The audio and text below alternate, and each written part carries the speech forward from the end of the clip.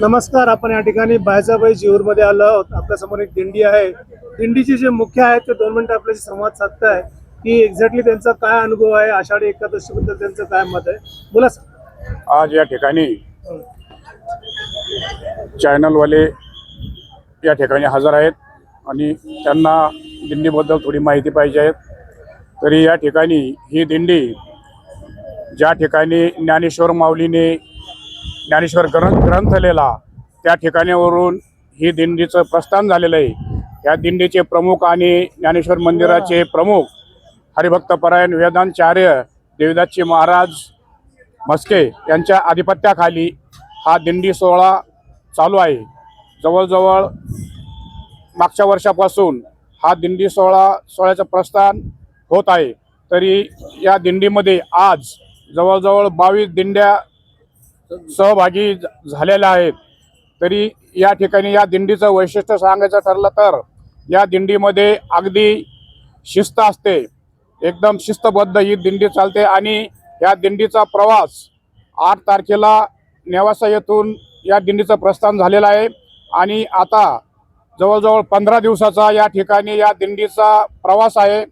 तर या ठिकाणी ही दिंडी पंढरपूरला पोहोचल्याच्या नंतर त्या ठिकाणी अगदी शहर प्रदक्षिणा मोठ्या प्रमाणामध्ये या ठिकाणी दरवर्षीप्रमाणे होणार आहे.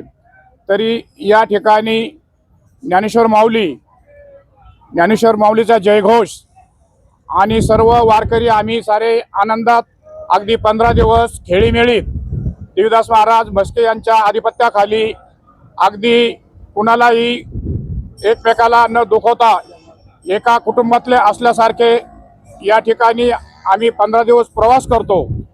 आणि या ठिकाणी या दिंडीचं वैशिष्ट्य म्हणजे आळंदीवरून जसा सोहळा निघतो त्याच पद्धतीनं हा नेवाशावरून सोहळा निघतो आणि शेवटी पंढरपूरमध्ये गेल्याच्या नंतर सर्वांची राहण्याची व्यवस्था आणि खाण्याची व्यवस्था ही सर्व काळजी या दिंडीचे जे प्रमुख आहेत ते घेत आहेत. म्हणून आज आम्ही मोठ्या उत्साहानं या ठिकाणी जवळजवळ 15 ते 15,000च्या पुढं वारकरी या ठिकाणी आम्ही चालत आहोत. तरी आत्तापर्यंत कुणालाही या ठिकाणी कुठल्याही प्रकारचा त्रास नाही, सारी व्यवस्था या सोहळ्यामध्ये होत आहे. तरी या ठिकाणी आम्हाला ज्ञानेश्वर माऊली यांचा आशीर्वाद आहे आणि त्यांच्या आशीर्वादामुळेच आम्ही चालत आहोत. रामकृष्ण हरी. बरं, मला एक विचारायचं की आषाढी एकादशी याला दुसरं काय नाव आहे? देवशाहिनी एकादशी. ज्ञानेश्वरांचे किती भाऊ बहीण होते? 4 भावंड होते. काय नाव आहे? निवृत्ती दादा, सोपान काका, ज्ञानेश्वर महाराज आणि मुक्ताबाई.